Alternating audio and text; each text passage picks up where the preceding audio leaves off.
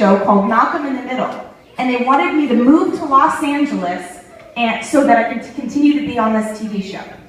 And so we did it. I picked up, I was in 6th grade, we moved to Los Angeles, and I went to a new school for the very first time.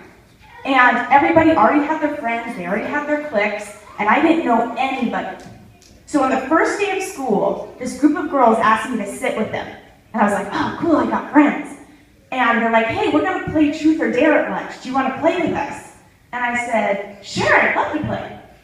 So they dared the first girl to pretend that she was a cow and eat grass. She did it. And then they dared me to pretend that I was an alien and try to fly. Now, I'm thinking to myself, I'm an actress, sure, why not? So I run, I jump, and I land straight on my face. I do it again. I run, I jump, I land straight on my face. As I'm doing this, they have decided to get the entire group of football-playing boys to watch. I didn't see them. And as soon as I got off the ground, I got dirt all over me. The entire group of popular football-playing boys were standing there pointing and laughing at me. I thought to myself, it's okay, they'll forget about this by tomorrow. They did not forget. The entire year, they picked on me and made fun of me. Nobody would be my friend, nobody would talk to me. They just called me the alien or the new kid, or they would call me high waters because I always wore these pants that went a little below my knee. I was so mortified that I would not let my parents drive me to school. I walked 3 miles and I didn't want them to find out what was going on. I would go and after school I would come home, I would sit in the closet and I would just cry for hours. I even had a pet rat named Squeaker and I would just sit there and pet Squeaker. So one day it got really, really bad. And there was the biggest football player, his name is Paul, and it was going around school that he was threatening to beat me up. I was a girl, he was a boy. Why was the boy threatening to beat me up? I don't know, but he was. And I was so scared that I was hiding in the bathroom at lunch, and I would eat my lunch in the bathroom. So one day, a group of girls that had dared me came out of the bathroom and they started doing their normal thing and making fun of me and calling me high waters, and they left. And then all of a sudden, one girl walked out named Bryn. She was the most popular girl in school. Everybody looked up to her. She was like the captain of all the sports teams. All of the football players liked her.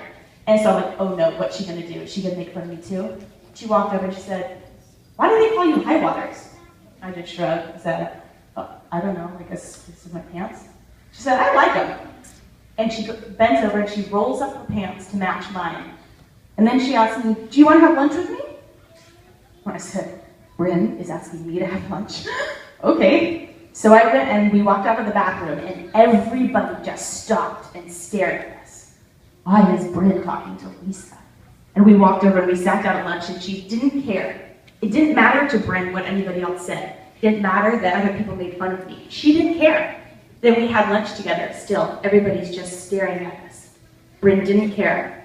She continued to be my friend for the rest of the school year, and nobody made fun of me again because they thought, well, if Bryn's friends with her, well then I guess it's okay.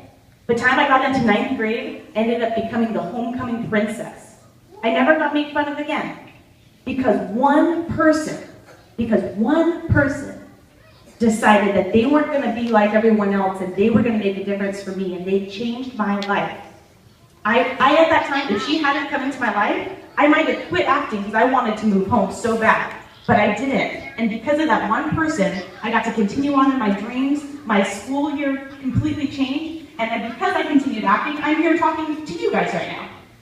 So, my challenge to you guys, you all have the same opportunity to be a Bryn in somebody's life at this school. We're here talking about superheroes and superpowers, and did you know that you are all superheroes and you have power? What are those powers? You have the power of love, and you have the power of encouragement. And the more that you practice these powers, the better you're going to become at them. And the more lives that you can change. Real quick, I'm going to do it really fast. I want a couple of you to come up here and give me an example of ways that you can practice your power. Things that you can do to encourage people in your school so that you can be the ones to be those life changers. All right, right here, you're ready. Yeah, come on. All right, what's something that you can do to encourage someone? You can, if someone falls down, you can help them up. Awesome, great job. All right, bring yours. Superwoman. You could do a few more. But be nice to them and treat others the way you have to. Awesome. Give me a high five. Nice. All right, somebody from the other side. Let's try that guy in white, the Faulkner shirt. Yes.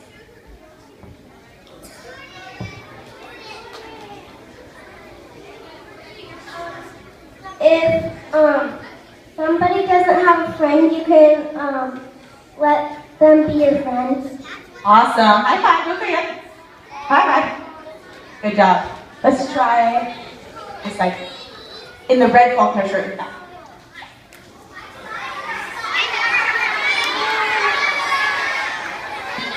And I also want to practice being supportive. So every time they say something, I want you guys to cheer, all right?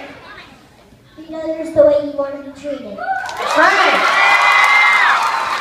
All right, one more. Let's do Pink Superwoman.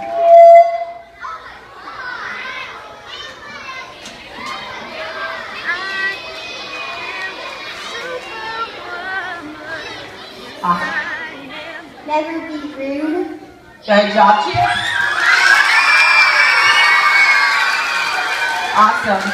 Well, you guys are so smart and you guys are getting this. And I'm so excited to see over the next couple weeks how you guys are just encouraging one another and that this school gets known for that it's the most positive place in all of Fresno. So I'm going to bring Shadi.